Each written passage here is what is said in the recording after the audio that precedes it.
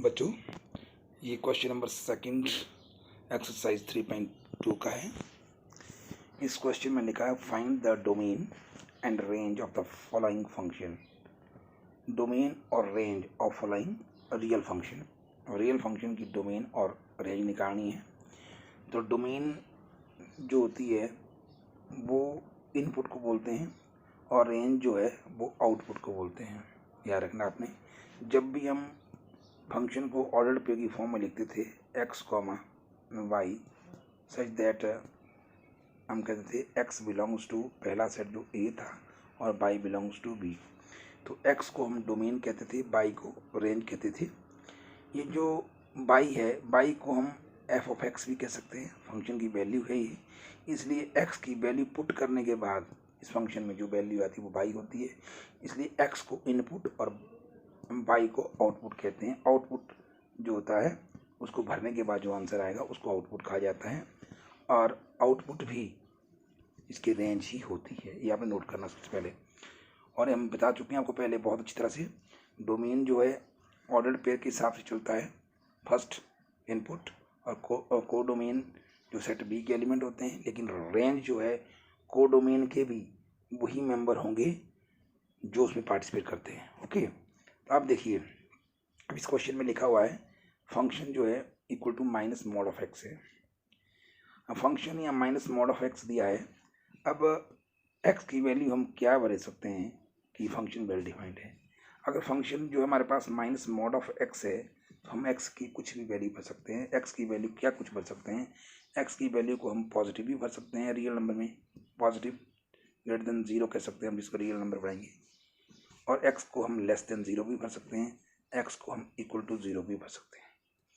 अगर x को हम ग्रेटर देन 0 भरते हैं, ग्रेटर देन 0 का मतलब पॉजिटिव रियल नंबर भरते हैं। ग्रेटर देन 0 का मतलब क्या, पॉजिटिव रियल नंबर ही भरना है। अगर हम पॉजिटिव रियल नंबर भरते हैं तो पॉजिटिव r मॉड जो है पॉजिटिव होगा तो माइनस इंटू r, आंसर आ रहा है नेगेटिव में। आंसर क्या आ रहा है, नेगेटिव। नेगेटिव मतलब लेस देन 0 आ रहा है, राइट।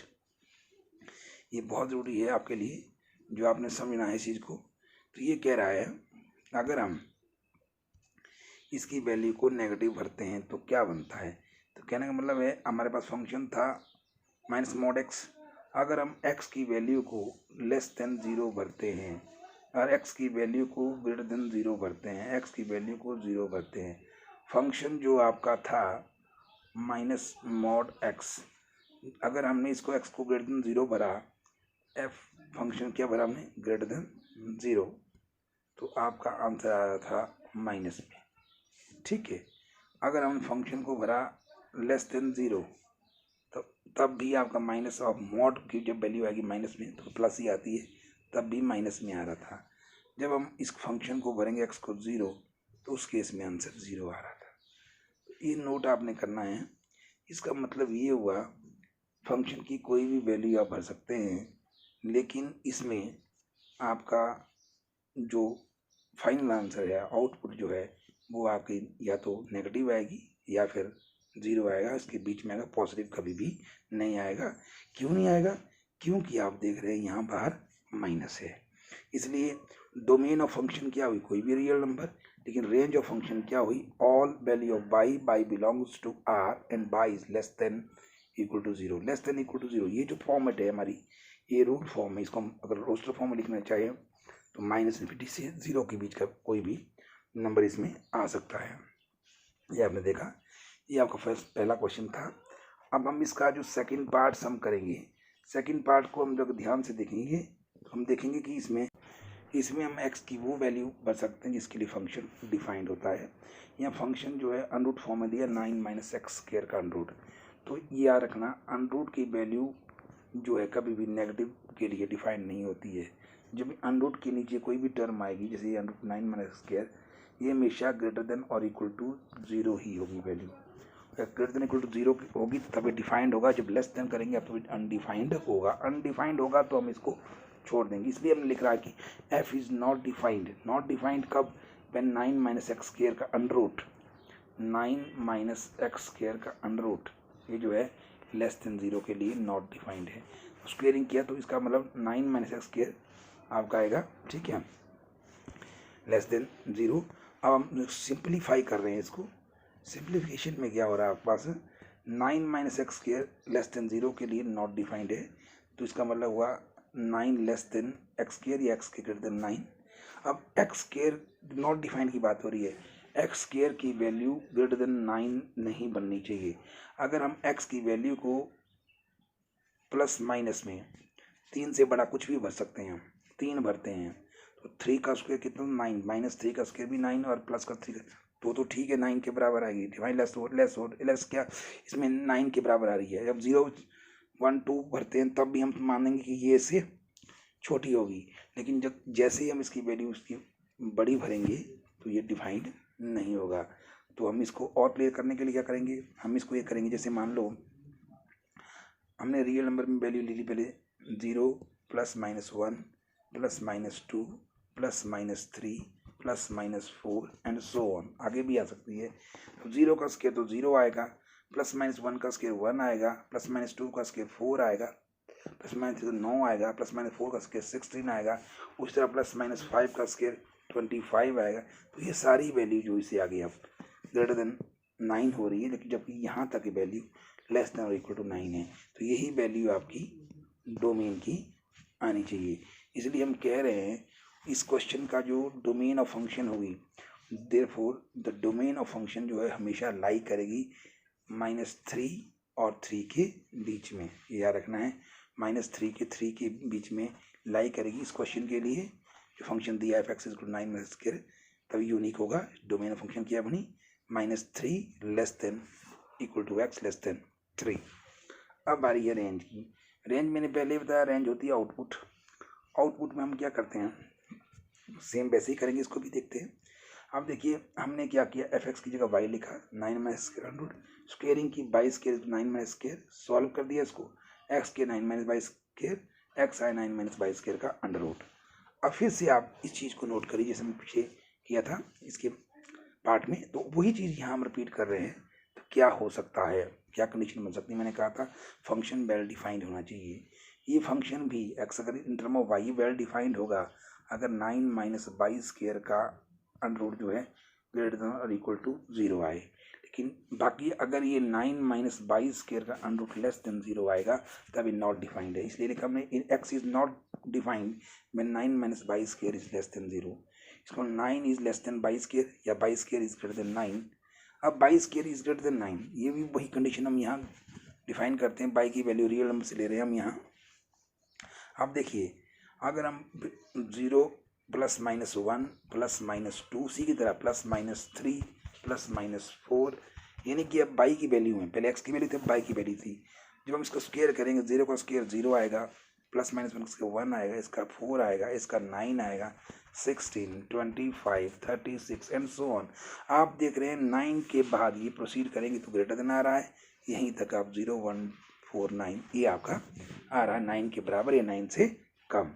तो बच्चों इसके लिए हम क्या करेंगे ये हमने सोचना है। अब यहाँ बच्चों हमने क्या देखा, हमने ये देखा बाइक की जो वैल्यू थी वो आ रही थी 0 प्लस माइनस 1 प्लस माइनस 2 और प्लस माइनस 3, लेकिन यहाँ पर bike can not be negative, इसलिए हम नेगेटिव वैल्यू को छोड़ देंगे। बाई अगर नेगेटिव नहीं है तो हम सिर्फ पॉजिटिव लेंगे, तो वो आएगी 0 1 2 3, 0 1 2 3 आएगी।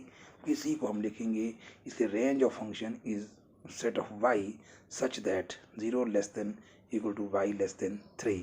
या हम इसको 0 less than y less than 3 बोला, 0 less than equal to y less than equal to 3, interval form आपकी है ऐसी, ठीक है। या अब शॉर्टकट ही करना है, 0 पे क्लोज इंटरवल लगाएंगे, कॉमा 3 पे भी हम इसका क्लोज इंटरवल लगा सकते हैं और इसको बंद करेंगे, ठीक है। ये भी आपका हो सकता है, इसलिए तो ये आपका ये क्वेश्चन है जो हमने कर दिया और बहुत इंपॉर्टेंट है, ध्यान से इसको करना है बच्चों, क्योंकि इस क्वेश्चन को बहुत बार एग्जाम में आते देखा हमने। अब जो है इस क्वेश्चन को मुझे लगता नहीं ज़्यादा करने की ज़रूरत है, थोड़ी सी मैं ब्रीफिंग कर देता हूँ ताकि आपको करने में आसानी रह जाए। इस क्वेश्चन में लिखा हुआ है कि आप देख रहे हैं क्वेश्चन नंबर 4 में, इसमें क्या है, इसमें लिखा है the function which maps temperature in degrees Celsius into temperature degree in Fahrenheit. T of C is 9 upon C by 5 plus 32. Find करना T of 0, T of 28, T of minus 10 and the value of C when TC is 12. तो बहुत important चीज़ है ये जो आपने note करनी है और इसको करने के लिए आपको टाइम भी नहीं लगना चाहिए। हाँ, तो सबसे पहले बच्चों हमारे पास जो ये फ़ारेनहाइट और सेल्सियस स्केल का रूल दिया है, इसको हम दो टेम्परेचर को किस तरह से आपस में जोड़ते हैं, कनेक्ट करते हैं फ़ारेनहाइट और सेल्सियस को, वो लिखना है। वो हमारे पास दिया T of C is equal to 9C और 5 प्लस 32। अब C दिया इसने 0, क्योंकि T ऑफ 0 बोला है, जहाँ जहाँ C है वहाँ 0 भरेंगे। 9 मल्टीप्लाई बाई C है 0, 0 प्लस 32, आंसर 32। अब C है 28, जहाँ C है 28 भरना आपने। 9 इंटू 28 अपॉन 5 प्लस 32, इसको सॉल्व करो। 9 इंटू 28 252 अपॉन 5 प्लस 32, एलसीएम लेंगे 252 प्लस 160 अपॉन 5, इसको हम अगर सॉल्व करेंगे 412 अपॉन 5, आप देख रहे हैं इसका आंसर आ रहा है। इसी तरह अगर हमें C माइनस 10 लेंगे तो माइनस 10 लेकर के इसी वैल्यू माइनस 10 भरेंगे।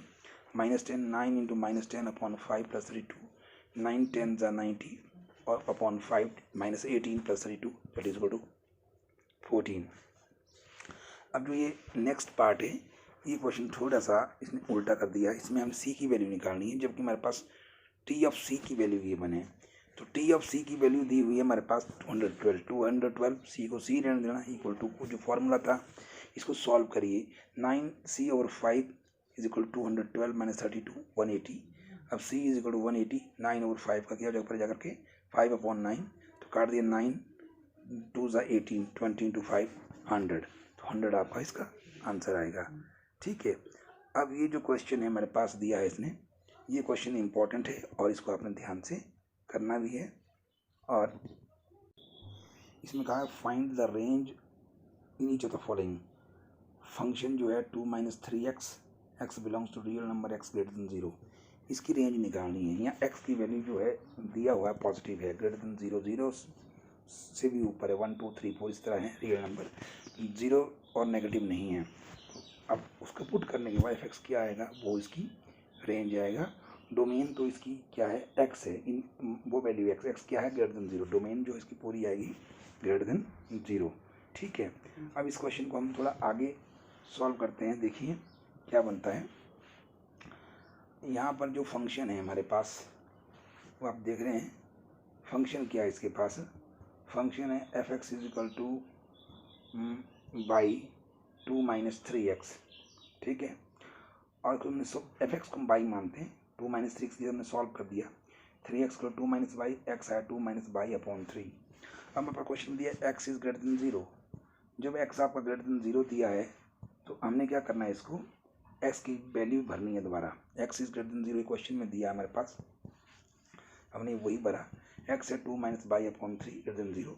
सॉल्व करें cross multiply 2 minus y greater than 0, it means minus y greater than minus 2। जैसे साइन चेंज होते हैं, साइन इक्वलिटी बदल गई, बाई लेस देन 2। बाई की वैल्यू लेस देन 2 आ रही है, 2 से लेस। ठीक है, यानी कि माइनस इन्फिनिटी से लेकर 2 तक, इसलिए रेंज ऑफ फंक्शन क्या होगी, माइनस इन्फिनिटी टू 2। ये आपकी लिस्टेड फॉर्म है और उसका फॉर्म लिखना होगा। तो range is equal to set of y, y belongs to real number and y is less than 2। ये आपकी इसकी रेंज आएगी। तो रेंज जो है आपको डिफाइन करनी आनी चाहिए। ठीक है। अब दूसरे पार्ट में देख रहे हैं, यहाँ फंक्शन जो है वो दिया एक्स स्क्वायर प्लस 2, इसको हमने बाई माना कि f(x) इक्वल टू वाई।